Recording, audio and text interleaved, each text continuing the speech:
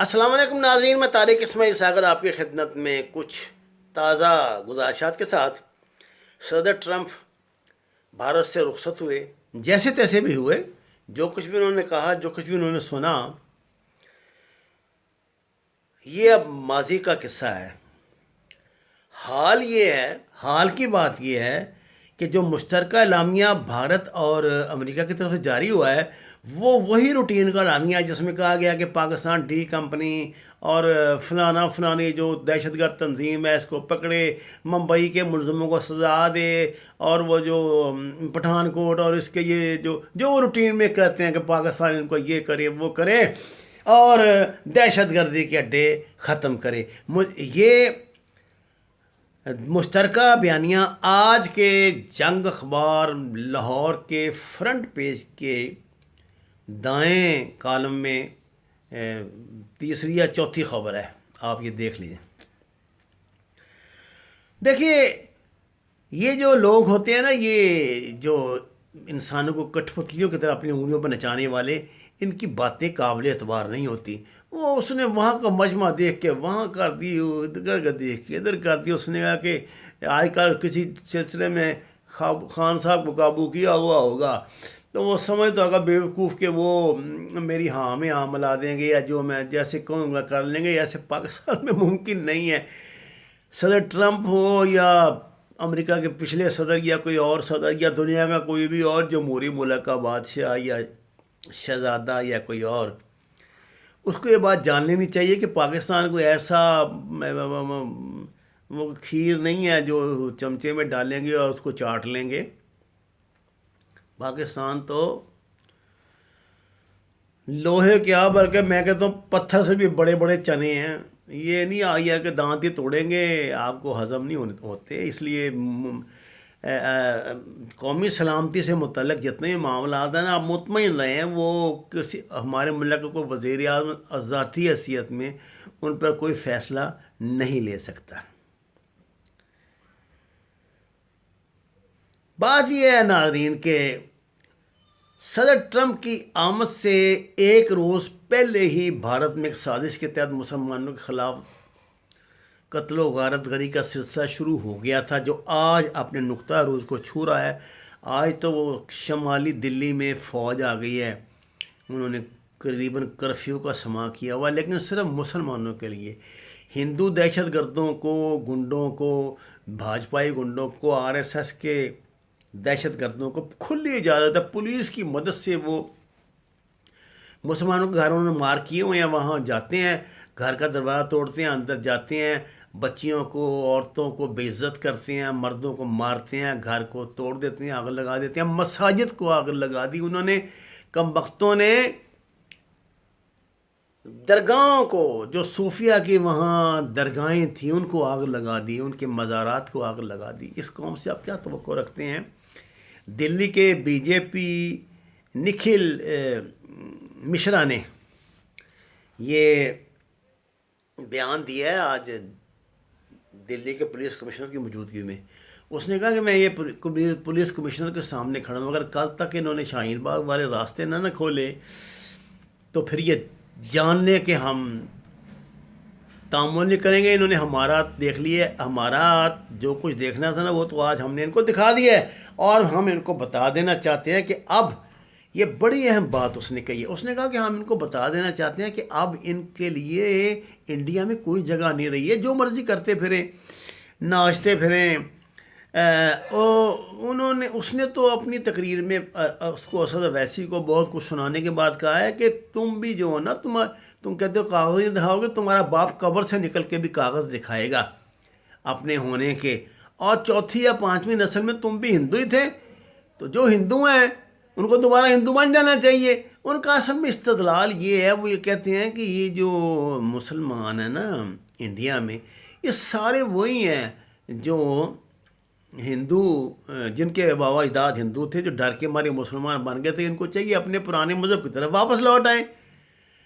ایک بڑا نا ایک ان لوگوں کا نفسیاتی مسئلہ ہے برہمن سامراج کے، بیچارے 4-5% تو ہیں، باقی کسی کو تو انہوں نے زبردستی ہندوؤں کی آبادی زیادہ دکھانے کے لیے نا دلت کو بھی ہندو لکھوایا ہوا ہے، دلت کو وہ ہندو لکھتے ہیں آئینی طور پہ، حالانکہ دلت کا نعرہ ہی ایک ہے کہ وہی آر ناٹ ہندوز، چھوٹی جاتی کے جنہیں ہریجن کہا کرتے تھے گاندھی، ان کو بھی یہ ہندو لکھاتے ہیں، سکھوں کو بھی ہندو لکھاتے ہیں، یعنی کوئی بھی اور دھرم ہے نا جو سوائے عیسائیت کے اور اسلام کے، ان کو وہ ہندو ہی لکھاتے ہیں۔ تو اپنی آبادی انہوں نے عرب سے زیادہ بنائی ہوئی ہے، حالانکہ یہ تو 4% 5% اپنی سوسائٹی کا نہیں ہے۔ یہ بات اب یہ لوگ اب یہ جو اقلیت نا ریئلائز کر رہی ہیں، اس لیے اب یہ اتنا آسان تو نہیں رہا۔ البتہ مجھے اس بات پہ بڑی حیرانی ہوتی ہے جب ایسے عقل مند لوگ جو ہوتے ہیں، یہ نکھل مشرا جیسے بیوقوف، یہ کہتے ہیں کہ جی ہم بنگلہ دیش، افغانستان اور پاکستان ہر جگہ بھگوا جو ہے نا وہ لہرائیں گے، کیونکہ آج مسلمان جو ہیں انہوں نے شکایت یہ کی تھی نا کہ بھگوا ہمارے گھروں میں گھسا آیا اور یہ اور وہ، تو یہ اس کا مذاق اڑاتے ہیں، کہتے ہیں کہ جلدی یہ بنگلہ دیش، افغانستان اور پاکستان میں بھی لہرائے گا، اور وہ پرانا جو اشوکا والا انڈیا نا یہ بیچارے یہ بنائیں گے۔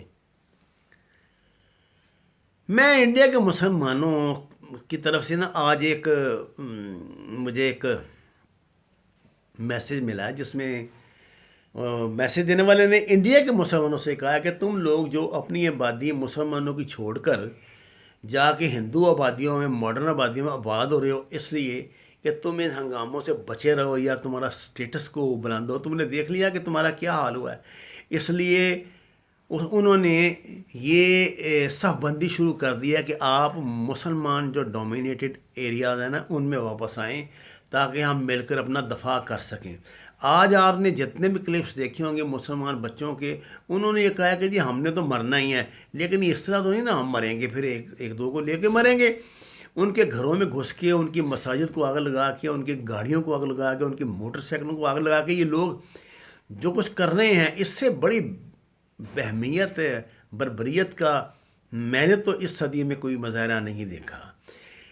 یہ دو باتیں نا ان کے دماغ سے کسی جو خناس گھس گیا ہے نا، یہ مودی اور اس کے امت سنگھ کے، کہ مسلمانوں کو جو کہ اسپین سے یہ جہاں یہ انہوں نے 500-700 سال حکومت کی ہے، وہاں سے ان کا نام و نشان مٹ گیا، تو انڈیا سے کیوں نہیں مٹ سکتا؟ اس بیوقوف کو کوئی بتائے کہ بعض تاریخی حقائق ایسے ہوتے ہیں جو بدلنے سے آپ ان کو تھوڑا متاثر کر سکتے ہیں، بدل نہیں سکتے۔ اور گدھے، تم تو خود جو وہ انویڈر ہو، تم کہاں سے آ گئے؟ تم کوئی یہاں کے انڈیا کے لوکل تھوڑی ہو۔ یہ جو ہندو ہمیں یہ برہمن نظر آ رہا ہے، یہ لوکل نہیں ہے انڈیا کا، یہ تو پتہ نہیں ادھر کہاں سے ہمالیہ کے پیچھے سے اتر کے یہ بھوکے ننگے یہاں آ گئے تھے، اس کو دیکھ کے علاقہ ہے کچھ۔ آپ اگر ہندو تاریخ میں سے تھوڑی دلچسپی رکھتے ہیں تو آپ خود اس کو پڑھ کے اندازہ ہو جائے گا آپ کو سارا ان کی اوقات کیا ہے۔ یہی بل اگر ان پہ نافذ ہو جائے تو ان میں سے تو میرا خیال ہے کہ 10% بھی جو ہے نا وہ باقی نہ بچے، ان سب کو وہاں سے نکلنا پڑے انڈیا سے۔ یہ لوگ اپنے عزائم ظاہر کر رہے ہیں، میرا خیال یہ ہے کہ یہ ٹلیں گے نہیں۔ انہوں نے کیا، اب دیکھیں نا، اب یہ بڑی شدت سے نعرہ لگا رہے ہیں کہ دیش کے غداروں کو گولی مارو سالوں کو، اور دیش کا غدار یہ مسلمان کو کہتے ہیں، بلا تخصیص کہتے ہیں ان کو دیش کا غدار۔ لیکن اس مرتبہ جو چینج ہے وہ یہ ہے کہ مسلمان نے اس مرتبہ یہ ٹھان لی ہے کہ مرنا تو ہے ہی ہے، تو پھر اس طرح بے بسی کی موت کیوں مرے؟ یہ بات کہیں نہ کہیں کنسیڈر تو ہوگی۔ اتنی جلدی یہ مسلمان کو نا اس طرح یہ ختم نہیں کر سکتے، اس سے بھی چاہے جو مرضی کرتے رہیں۔ باقی یہ بات ہے کہ اب انٹرنیشنل پولیٹکس میں انسانوں کی تو اہمیت نہیں رہی، کوئی آدرش تو رہے نہیں، کوئی اصول تو اس کے رہے نہیں، ہر بندہ اپنے مفادات کی گیم کھیلتا ہے۔ جو ٹرمپ کے مفادات ہیں اس وقت وہ یہ ہیں کہ وہ اگلا الیکشن جیسے تیسے بھی جیتے۔ اس سلسلے میں وہ صلح جو رویہ ظاہر کرتا ہے، کہیں غصہ دکھاتا ہے، کہیں صلح کرتا ہے، تو یہ اس کی پالیسی ہے۔ میرے بھائیوں، اس سے آپ کوئی رائے نہ قائم کیا کریں، اس سے آپ نہ یہ نہ سمجھ لیا کریں کہ بس جو ان نے وہاں کہہ دیا تو اب اس کی بے عزتی ہوگی تو اس کی ہوگی۔ اس طرح کی جو جاہلانہ قسم کی سوچ ہے نا، اس نے آپ کا آج تک بیڑا گرک کیا ہے۔ یہی وہ سوچ ہے جس نے آپ کو دنیا میں دہشت گردوں کی نرسری بنایا تھا۔ آپ اوپر اٹھیں یار، آپ خدا کے لیے مطالعہ کریں، زندگی کو دیکھیں. میں ایک نئی سیریز انشاءاللہ شروع کر رہا ہوں جس میں آپ کو وہ حقائق بتاؤں گا جو تاریخی حقائق ہیں. یہ بات نہیں کہ آپ کے ٹیچروں کو ان کا نہیں پتا، جو کو پڑھنے والا اس کو تو پتہ ہے لیکن آپ کو بتائیں گے نہیں. آپ کو طارق اسماعیل ساگر نہیں بتانا ہے. وما علینا الا البلاغ. ناظرین، میرا آفیشیل چینل ہے، آپ سے درخواست ہے اس کو سبسکرائب کریں، آپ میں شیئر کریں اور اپنے خیالات سے نوازیں. آپ کا بہت شکریہ.